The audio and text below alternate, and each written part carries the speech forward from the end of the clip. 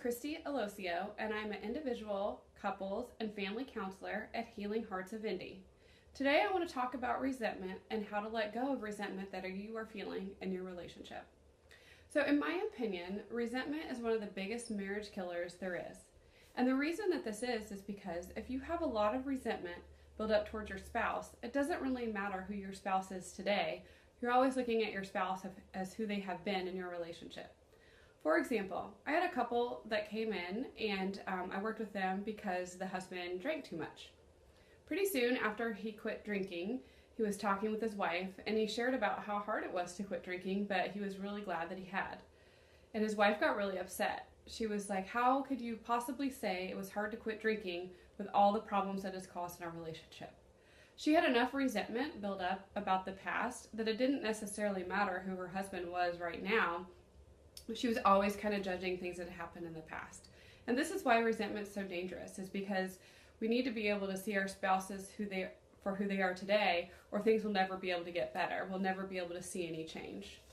So if you are dealing with resentment and you feel like you have resentment or your spouse has resentment towards you, here are three qualities and things that we need to be able to work through the resentment that we feel.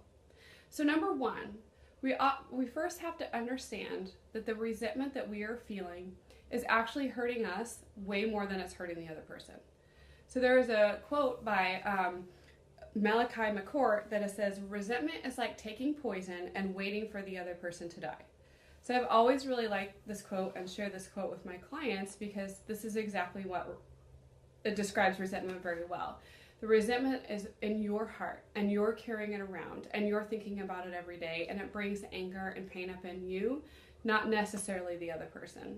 The other person may feel it when you talk about it or you get angry about it, but on a day-to-day basis, you're the one that is dealing with that. So remembering that we are trying to let go of this resentment, not to be able to forgive our spouse or to let things go that have happened, but to be able to have peace in our heart and to be able to have happiness and to feel good for us. So that is number one.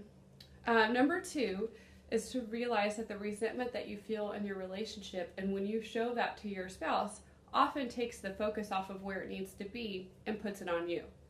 Often when we feel resentment, we show this through reactivity. We show it through anger, just blaring something out, by being passive aggressive, by cutting off, lots of unhealthy behaviors.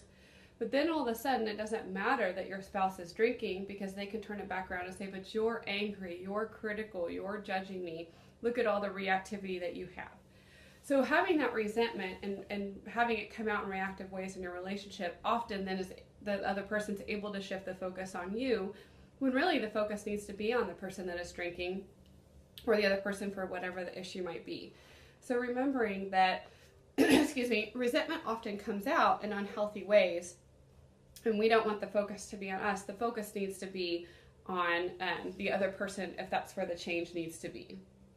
And number three, you have to realize how you contributed to the system of this marriage. Issues in a relationship don't happen in a vacuum. Somebody can't become an alcoholic if the system is healthy, the system of marriage is healthy. Somebody doesn't have an affair, again, if the marriage and the system is in a great place. So what you have to look back and see is, how did I contribute to getting this system to where it is? Not that you have to take responsibility for anyone's bad behavior, certainly not. If your spouse has had an affair or if your spouse is an alcoholic, they have to take ownership and accountability for that part. But what I'm hoping is for you to be able to look and say, okay, but how have I been codependent on my addict spouse? Was I distant and critical? What is going on my part that has really created a broken system?